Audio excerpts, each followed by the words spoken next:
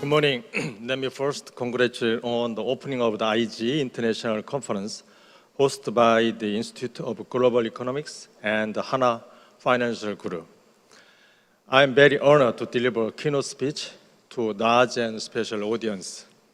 I especially thank Dr. Il Sagong.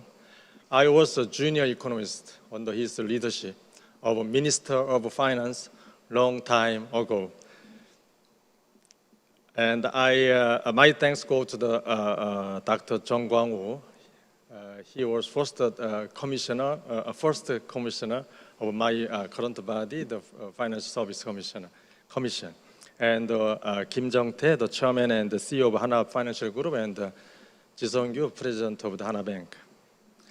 I have built my career in international finance with the G20 and the World Bank and so on.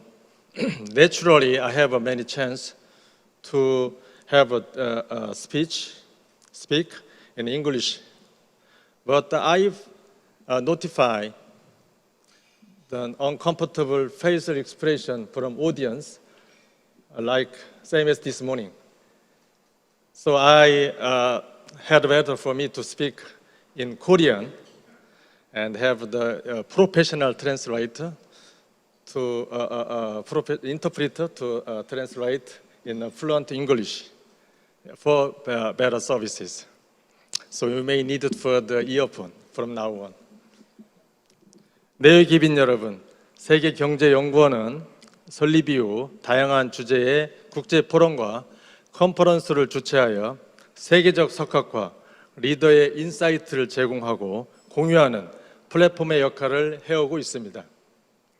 특히 올해 이 자리는 예년과 다르게 코로나 팬데믹이라는 예기치 못한 상황에서 코로나 이후의 시대를 예측하고 나아갈 방향을 모색해보는 의미 있는 자리입니다.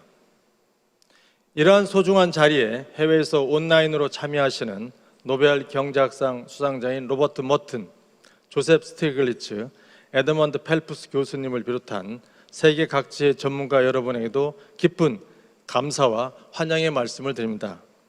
저는 그리고 데이비드 루빈스타인이 이 온라인에 있다는 말을 들었는데 확실히 모르겠습니다만 혹시 듣고 있으면은 I want to say hello to the David.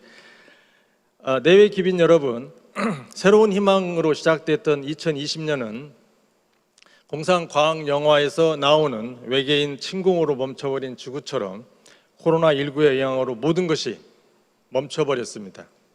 지난 몇 달간 전 세계적인 경제활동이 갑자기 멈춰버린 완전한 봉쇄가 일어났습니다. 최근 일부 국가는 부문적인 경제활동의 재개를 준비하고 있지만 코로나19의 치료제와 백신 개발에 성공할 때까지 완전한 상태의 회복은 아직 유언해 보입니다. 이제는 단순한 방역 차원의 위기를 넘어 지난 4개월 동안의 패닉 상태에서 벗어나 우리는 어디에 서 있는지를 분석하고 탐색하며 어디로 가야 하는지를 고민해야 할 때입니다. 작게는 개인의 일상에서, 크게는 글로벌 거버넌스와 헤게모니까지 코로나19의 이전과 이후는 분명하게 구분될 것이라는 전망입니다.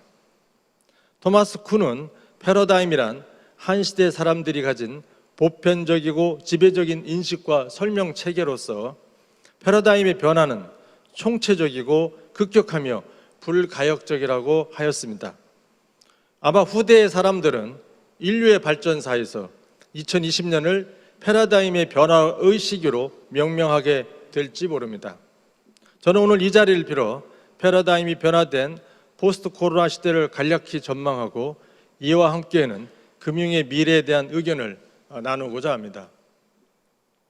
참석자 여러분, 아시다시피 전 세계는 코로나19로 촉발된 위기 극복을 위해 전대미문의 다양한 정책을 시행하고 있습니다.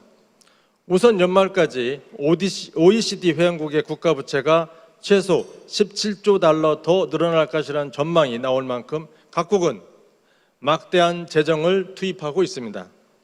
미 연준이 국채를 무제한 매입하고 있으며 유로존, 일본, 영국의 중앙은행도 각종 새로운 프로그램을 도입해 유동성을 공급하고 있습니다.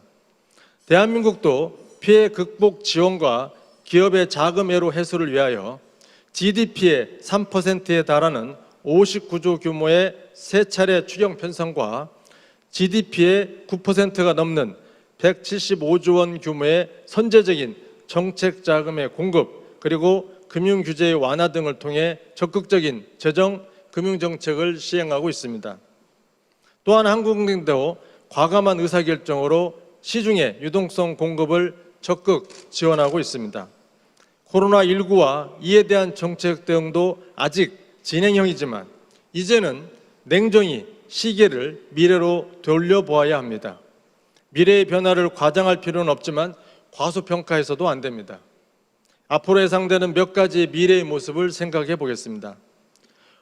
우선 금융시장 안정과 기업 생태계 붕괴를 막기 위해 세계 각국에서 경쟁적인 유동성 공급으로 버티며 지금 전 세계에서 유동성이 넘쳐나고 있습니다.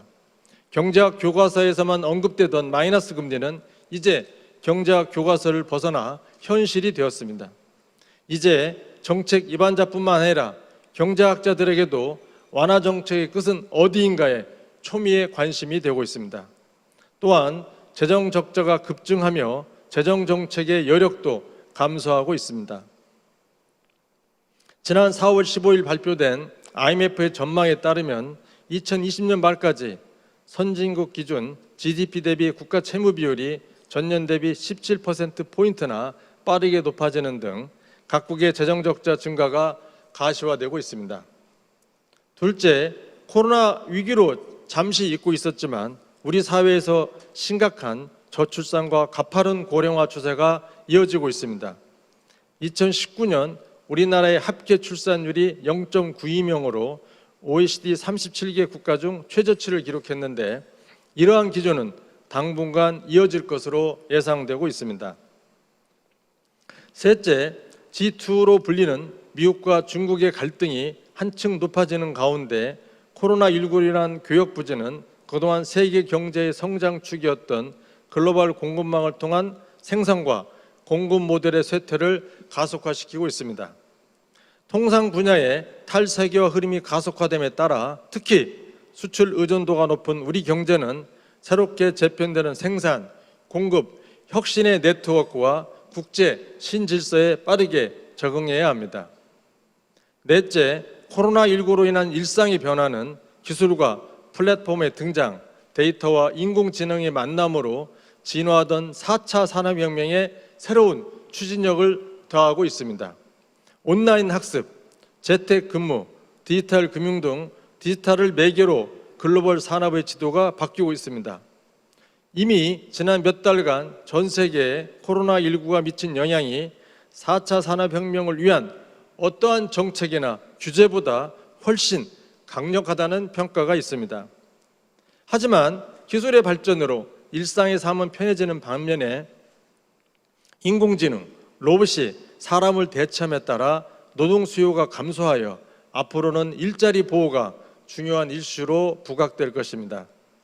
기술 발전과 경영 혁신이 인간의 삶을 풍족하게 만드는 것이 아니라 실업자가 양산된 디스토피아를 가져올 것이라는 제레미 리프킨의 예언은 귀담아들 필요가 있습니다.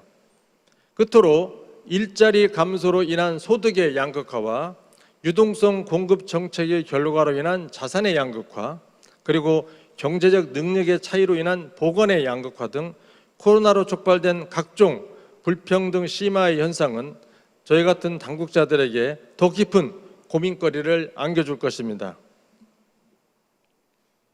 참석자 여러분, 앞서 제가 말씀드린 바와 같이 변화의 방향에 대한 예측은 어느 정도 할 수 있습니다.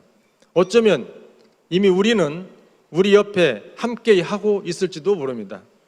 그렇지만 앞으로의 변화가 일어난다면 정확히 언제 어떻게 일어날지 알기는 정말 어렵습니다. 방향을 안다고 구분기를 질주할 수는 없습니다. 그래도 포스트 코로나 시대라는 미래를 준비하는 마음으로 몇 가지 대응 방안에 대한 생각을 공유하고자 합니다. 첫째, 코로나 위기에 대응하여 만들어진 각종 금융정책의 효율적인 실행에 주안점을 두겠습니다. 일반적으로 포스트 코로나 시대는 코로나가 완전히 종식된 이후를 염두에 두고 있지만 당분간 코로나와 공생하는 시기가 지속될 것으로 예상됩니다. 따라서 지금은 지난 4개월 동안 위기 대응을 위해 마련된 자금의 공급, 금융규제 유연화 등 각종 위기 대응 정책을 안정적으로 실행하는 데 전력을 기울이겠습니다. 위기 대응 정책은 단기적으로 금융시장 안정이 주된 목적이지만 중장기적으로는 경제의 성장 동력을 유지하고 성장 궤도를 지탱하는 버팀목이 됩니다. 코로나와 공생의 시대에 금융의 적극적인 실물 경제 지원 기능을 강화하여 금융 시스템 안정과 신뢰를 유지하는 데 최선을 다하겠습니다. 저희가 금융 정책을 하면서 코로나가 한 6개월 정도 있으면 극복할다는 생각으로 모든 정책의 초점을 6개월 동안 자금을 연장했다든지 6개월 정도의 버팀목이 될 만한 자금을 준비해서 9월까지 미뤄놨는데 지금 이제 6월 말이 됐습니다. 앞으로 3달이 지났고 3달이 남았는데 이게 계획대로 끝나면은 이제 해피엔딩으로 드라마가 끝나는 건데 계획대로 끝나지 않았을 때 지성교 행장님을 다시 요청을 해서 박문기 행장님한테 다시 한번 연장을 하는 말이 내 입에서 나오든지 다른 사람이 나오든지 그런 일이 일어나지 않도록 우리 회장님, 협회장님도 계시는데 3개월 안에 잘 끝나서 이걸 잘 마무리했으면 좋겠습니다. 그렇지 않으면 다시 한번 이제 2라운드가 돼야 되는데 그게 이제 저희가 현재 갖고 있는 고민이고 일단 처음에는 이 정책을 한 9월까지 계속 잘 집행하도록 하겠습니다. 두 번째는 지금의 상황을 전반적인 금융 시스템의 재점검 기회로 만들겠습니다. 우리 금융 시스템은 과거 수차례 위기를 거치면서 상당한 수준의 안정성과 복원력을 갖춘 것으로 평가받고 있습니다. 하지만 진짜 실력은 위기에 나타난다는 말처럼 금융시장 변동성이 높아질 당시에 수익성을 쫓아서 과도한 쏠림 현상이 있었던 일부 업권에서 유동성 위기가 감지되기도 하였습니다. 위기 과정에 드러난 금융 시스템의 취약 부분을 재점검하고 이에 대해 제도적으로 리스크 관리를 강화하도록 하겠습니다. 특히 앞으로 과다한 유동성을 정상화시킬 때가 언젠가는 있을 것입니다. 영원히 이 돈을 다 풀 수는 없는 거고 테이퍼링을 할 때 어떻게 금융 안정을 시킬지에 대해서 미리미리 충실히 대비해 나가도록 하겠습니다. 셋째, 그럼에도 불구하고 미래의 변화에 대응하는 금융 정책을 차근차근 그러나 늦지 않게 준비해 나가도록 하겠습니다. 앞으로 전통적인 재정 정책의 여력이 부족해지면 변화된 환경에 부합하는 조화로운 지금까지의 재정 통화 정책 여력이 부족해지기 때문에 변화된 환경에 부합하는 새로운 조화로운 금융 정책이 필요하게 될 것입니다. 저출산 고령화, 노동 수요의 감소, 양극화의 심화 등 각종 사회 변화는 기존 교과서에서 기술하던 자금 공급자로서의 가계와 자금 수요자로서의 기업의 역할을 다시 생각하게 만들 수 있습니다. 이미 지금도 전통적인 가계가 전통적인 자금 공급자리보다는 오히려 자금 수요자로 보고 기업이 오히려 자금의 유동성이 풍부해지는 그런 상황입니다. 그래서 이런 상황에 맞는 새로운 정책, 새로운 환경 변화에 대한 것에서 저희가 고민하고 있는 부분입니다. 향후 오랫동안 지속될 것으로 보이는 저금리 환경은 과다한 유동성 공급을 통해 새로운 버블을 만들 뿐만 아니라 가계의 저축과 소비 행태까지 변화시킬 수 있습니다. 국제 질서와 통상의 변화는 금융산업이 지원해야 할 주력 산업의 구도와 체계를 완전히 바꿀 수 있습니다. 그리고 4차 산업혁명과 함께 다가온 금융혁신은 기존 금융 시스템상의 자금 중개 기능의 변화를 준비하고 핀테크, 빅테크 등 새로운 도전자의 도전을 조화롭게 수용해야 할 과제를 제시합니다.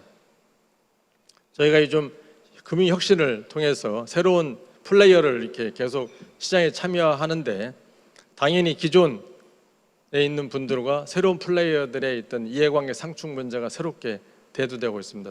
기존에 있는 분들은 정부의 규제를 잘 듣고 필요한 세금도 잘 내고 열심히 따라왔는데 새로운 분들은 규제도 안 받고 특혜를 받으면서 오는 게 이게 공정한 사회냐 공정한 룰이냐 하는 부분에 대한 챌린지를 하는 거고, 저희는 또 새로운 분을 참여하려면 좀 더 인센티브를 주겠다는 부분이고, 그 접점이 항상 그 조화로운 균형을 맞추는 것이 어려운 것 같습니다. 이게 금융 이 산업에 있는 회사하고 소비자와의 관계, 소비자를 어디까지 보호하고 금융회사를 어디까지 프로모션하는 거냐, 금융회사는 우리가 프로모션하는 거냐, 알아서 할 테니까 간섭만 하지 말라는 게 맞는 거냐, 그 과정에서 소비자는 어떻게 할 거냐, 은행, 증권, 보험의 기존 틀은 그대로 유지되는 거냐, 그걸 허무는 게 맞는 거냐, 더 나아가서 기존에 있는 금융산업의 기존 플레이어하고 밖에서 새로 들어오는 흔히 말하는 네이버, 카카오의 새로운 플레이어들을 어떻게 조화롭게 하는 거냐 하는 문제가 끊임없이 나오고, 그게 다 이해관계가 있기 때문에 이 조화를 맞추는 것이 상당히 어려운 환경이 될 것이고, 저희로서는 새로운 플레이어를 계속 들어와서 세사를 돋아주고 환경을 변화시키는 게 저희가 이제 하고자 하는 추진 방향인데, 기존에 있던 카드사, 은행들은 왜 그렇게 또 그 차도 지금 경쟁이 심한데 또 새로운 플레이까지 오냐 했던 불편함, 이런 부분이 저희가 앞으로 이런 이제 코로나를 넘어가면서 생기는 또 하나의 그런 과제인 것 같습니다. 더 나아가면은 이제 디지털 화폐, 그다음에 현금 없는 사회까지도 생각할 수 있는 그런 미래 사회의 모습이 지금도 하나씩 현실이 되고 있습니다. 정부는 포스트 코로나 시대에 마주칠 이러한 많은 도전 과제를 앞두고 데이터 경제의 활성화들을 통한 디지털 뉴딜 정책을 과감히 추진하고자 합니다. 또한 금융당국은 낡은 규제의 개선, 새로운 정책 수단의 개발 등 변화를 선도할 창의적 금융 규제와 시스템을 구축하는 데 전력을 기울이겠습니다. 변화를 형태를 정확히 예측하기는 어렵지만 변화하는 환경을 계속 살피고 변화에 맞는 금융 정책을 구현하기 위해 항상 고민하도록 하겠습니다.